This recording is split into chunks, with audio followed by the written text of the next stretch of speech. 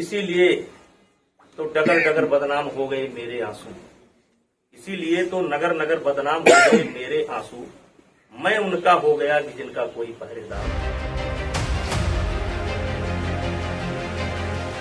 देश की राजधानी दिल्ली स्थित जंतर मंतर पर भारतीय कुश्ती फेडरेशन के खिलाफ विनेश फोगाट, बजरंग पुनिया, साक्षी मलिक समेत कई पहलवान धरने पर बैठे हुए हैं।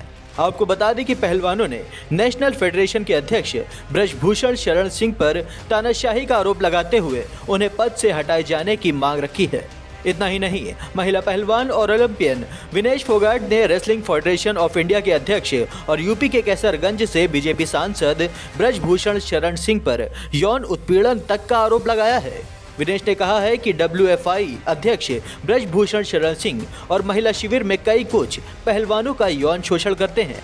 पहलवान विनेश फोगाट ने यह भी आरोप लगाया कि मुझे WFI के अधिकारियों से लगातार जान से मारने की धमकी दी जा रही है। तौर से गुजरी थी उस टाइम पे।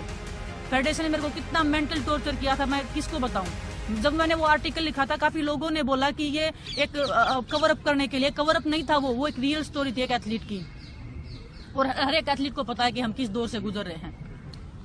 इतना मेंटल टॉर्चर हुई थी कि मैं मरने तक स्टेज तक चली गई थी। मैं हर दिन खुदकुशी करने की सोच रही थी।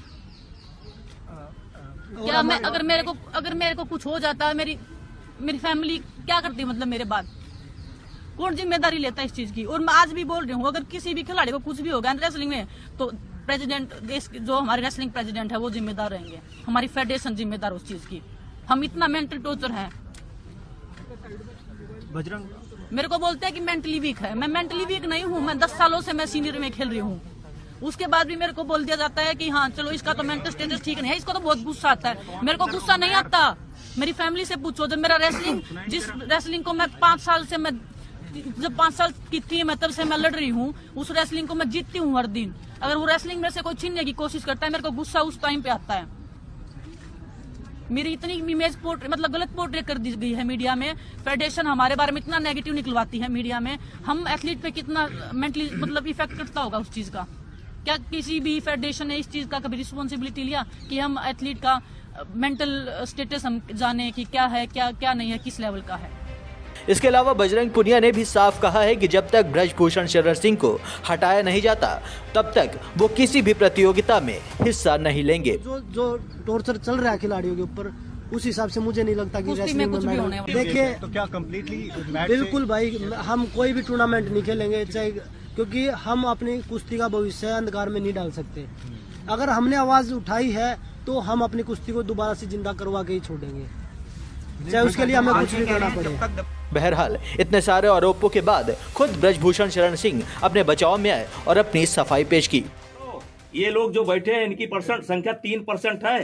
97% लोग ब्रजभूषण सिंह के साथ हैं। 97% रेसलर ब्रजभूषण सिंह के साथ हैं। आप वोटिंग करा लीजिए, किसी उस पर वोटिंग करा दीजिए, लड़कियों की वोटिंग करा लीजिए, लड़कों की वोटिंग करा लीजिए, आप करा लीजिए। आपको 97% मेरे साथ है। आप सर, जब तक जांच खत्म नहीं होती, क्या मॉरल हाई ग्राउंड लेते हुए आप अपने जब तक जांच खत्म नहीं होती, आप हाई ग्राउंड लेते हुए अपने अध्यक्ष पद से बने रहेंगे या उसको छोड़ देंगे जब तक कि जांच कंप्लीट ना हो जाए? देखिए, हम आरोप लगाए हैं तो हमको भी सोचने का मौका देंगे कि नहीं देंगे? हमको नहीं, आप कैसे सोचे? अभी तो हमें फ्लाइट से आया, मुझको तो हमने अभी चलते चलते पढ़ा कि चीफ कोच का भी नाम लिया गया है कि वो भी पसंदीदा खिलाड़ियों का शोषण करते हैं। हमारे लिए कहा गया कि लखनऊ में कैंप इसलिए लगाया जाता है कि खिलाड़ियों को घर बुलाया जा सके। मैं जेड श्रेणी सुरक्षा प्राप्त आदमी हूं और मैं अपने घर पर स्वयं नहीं रुकता हूं। मेरा घर वहां से 120-30 किलोमीटर है। मेरा घर है लखनऊ में, लेकिन मैं यदा कदा साल में 1 बार या 2 बार रुकता हूं। और सबसे बड़ी बात यह है, अन्यथा मत लीजिएगा, एक शेर बोलना चाहता हूं कि इसीलिए तो डगर डगर बदनाम हो गए मेरे आंसू, इसीलिए तो नगर नगर बदनाम हो गए मेरे आंसू, मैं उनका हो गया कि जिनका कोई पहरेदार। ब्रजभूषण शरण सिंह ने भले ही शायरी के जरिए अपनी बात क्यों न रख दी हो, लेकिन उन पर लगाए गए आरोप के बाद अब राजनीति भी तेज हो गई है। विपक्ष के पास अब भाजपा को घेरने का एक बड़ा मौका मिल गया है। कांग्रेस के वरिष्ठ नेता अलका लांबा ने इस प्रकरण पर क्या कहा, चलिए सुनाते हैं। आरोप लग रहा है कि कुश्ती संघ के अध्यक्ष, जो और कोई नहीं भाजपा के सांसद ब्रजभूषण शरण है, वो इन खिलाड़ियों का लगातार मानसिक रूप से, शारीरिक रूप से, हर तरीके से उनका शोषण कर रहे हैं। और यही नहीं, उन्हें मारने की लगातार धमकियां दी जा रही हैं, उनकी निजी जिंदगियों में हस्तक्षेप किया जा रहा है, उन्हें मीडिया में बदनाम करने की कोशिश की जा रही है हर तरीके से। भारी दबाव में यहां तक खिलाड़ी कह रहे हैं कि अगर हमें कुछ हो गया तो जिम्मेदार कोई और नहीं, कोच और भाजपा के ये जो सांसद हैं, जो कुश्ती संघ के अध्यक्ष भी हैं, ब्रजभूषण शरण। मुझे नहीं मालूम कितनी पहलवानी इनमें है या कितनी कुश्तियां लड़के देश के लिए पदक लेकर आए, लेकिन आज कुश्ती संघ के अध्यक्ष हैं और हमारे खिलाड़ी आज शोषित हो रहे हैं, मजबूर हो चुके हैं कि वो दिल्ली के जंतर मंतर पर हाथ में तिरंगा लेकर न्याय की गुहार देश की सरकार से लगा रहे हैं। मैं आप सभी से कहूंगी, समय है इनके साथ पूरी ताकत बनकर खड़े होने का, ताकि हमारे खिलाड़ी, खासतौर से हमारी बहादुर पहलवान बेटियों के आंखों में आंसू हैं। ये शर्म आती है देखकर।